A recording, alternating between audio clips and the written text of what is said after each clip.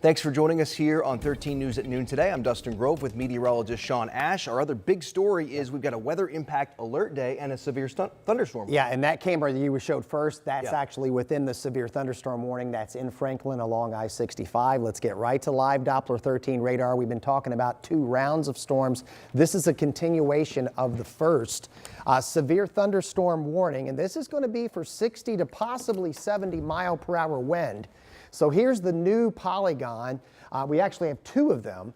Greenwood, the worst of the wind is just to your south. So here's Franklin down toward Nineveh. Heads up Shelbyville. This thing's moving toward you at about 60 to almost 65 miles per hour. I want to dive in with our shear detector. So the worst of the wind now is east of Franklin. Just crossed over 65. Here's 600 north 600 east. There's King Street.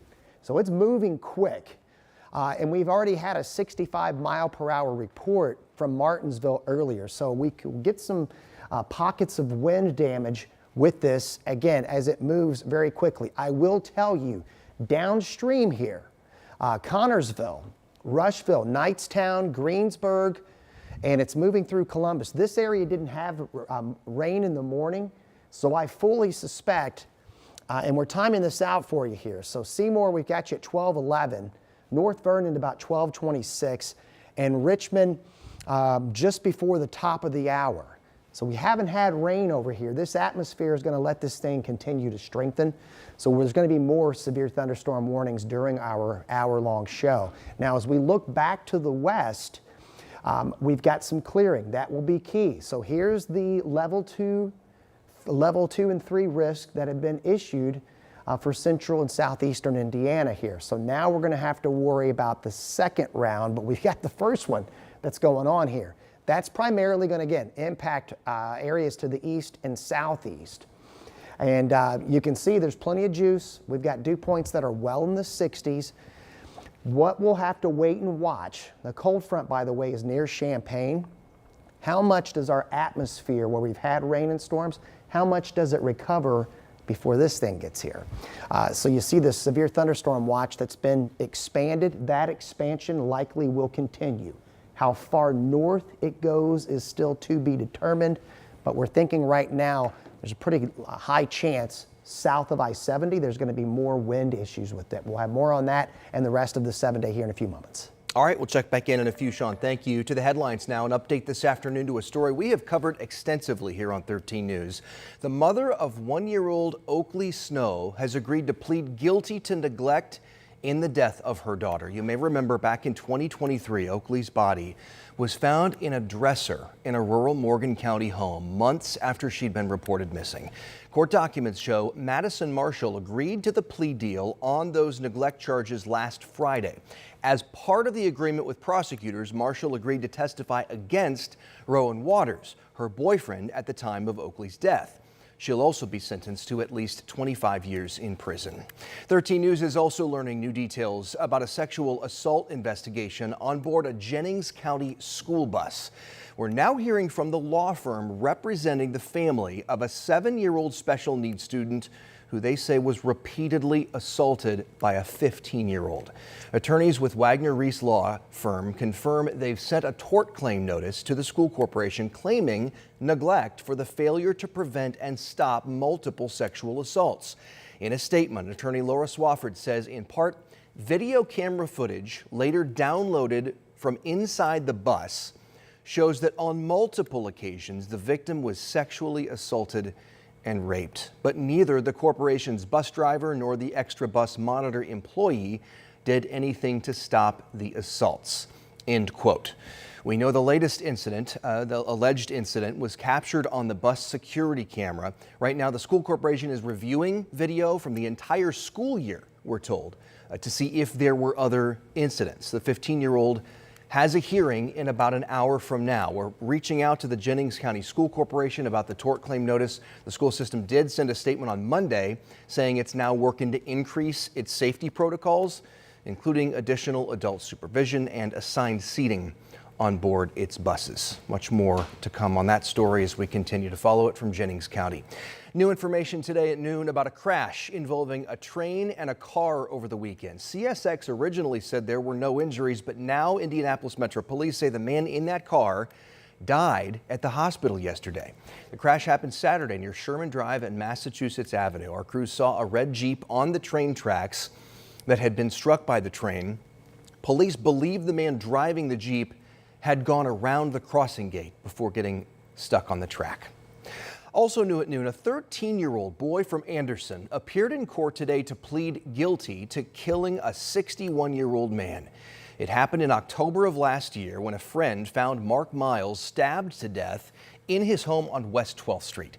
Investigators say the teen, Joseph Henry Van Note Jr., had gone to the home to rob Miles. Prosecutors say Van Note pleaded guilty without any sort of plea agreement to 2 counts of murder and 1 count of armed robbery. His lawyer is asking for an alternative juvenile sentence, but the prosecutor wants him to be sentenced as an adult. If that happens, Van Note could face up to 65 years in prison. One person is dead, another is critically hurt after a fiery crash this morning in Delaware County. I want to show you some pictures from the scene here. This was just before 8:30 along State Road 67 near County Road 700 West. If you're familiar with that area, you know it's just east of Daleville. State police tell us 2 vehicles collided head-on, causing both to catch fire, as you see right there from those images. State Road 67 has been closed all morning as part of the investigation, and at last check, it was still closed right now. This afternoon, Lieutenant Governor Micah Beckwith is facing some backlash over comments about a 1787 deal tied to slavery.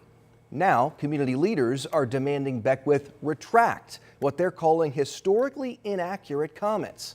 Alex Almanza talked with those leaders. A video posted to Beckwith's X page is getting a lot of attention. This was a great move by the North to make sure that slavery would be eradicated in our nation. They knew what they were doing. The video was posted in response to a State House debate around a Senate bill that called for limiting diversity, equity, and inclusion initiatives in government.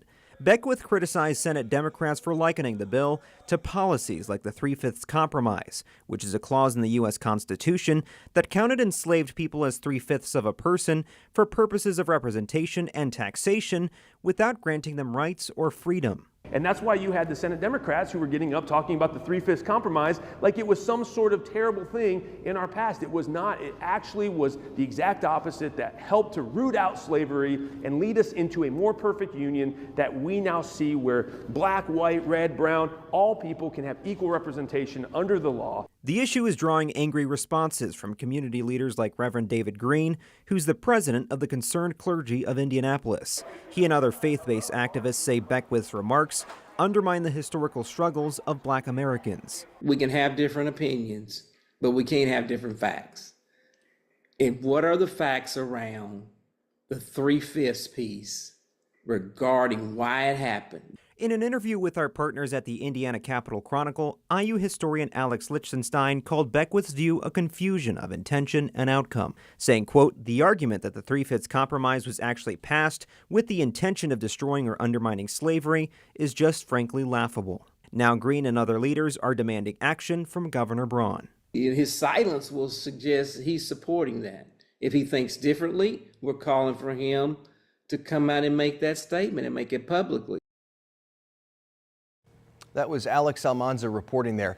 Beckwith posted to X after the video went viral. He said the fact that the post generated so much backlash, quote, proved that our education system has been corrupted by the woke mind virus. We've also reached out to the governor's office. So far, we have not heard back.